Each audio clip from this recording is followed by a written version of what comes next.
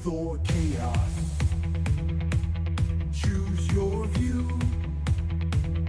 Catch it all on Brainrot the News.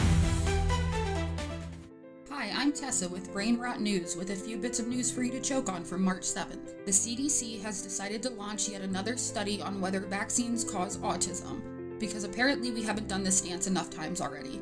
This comes as measles makes an incredibly preventable comeback thanks to a plague of misinformation and people who get their medical degrees from YouTube comment sections.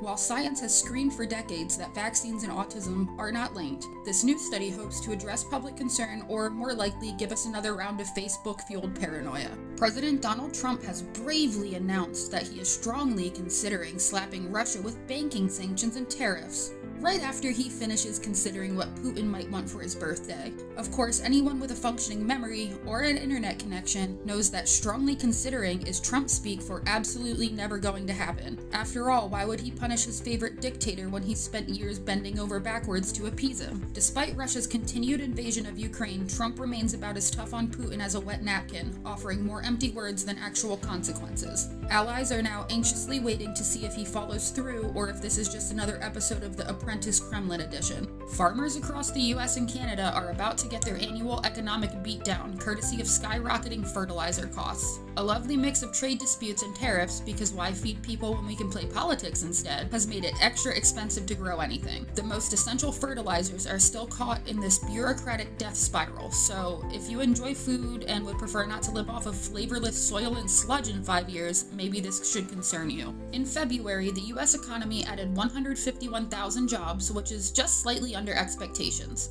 The unemployment rate technically went up to 4.1%, but let's just call that a gentle economic stumble instead of a crisis. Meanwhile, government jobs are mysteriously vanishing because who needs federal workers anyway? The Federal Reserve is now in the awkward position of deciding whether to crank up interest rates again or just sit back down and watch the slow-motion car crash. President Trump recently graced a cryptocurrency summit with his presence, setting off a fresh round of chaos about the future of digital currency. Will the government step in to regulate it? Will crypto bros finally admit they're just playing financial Jenga? Will our entire economy eventually be held hostage by NFTs of bored apes? Nobody knows, but the discourse has now evolved into a high-stake game of financial Russian roulette. Good luck out there.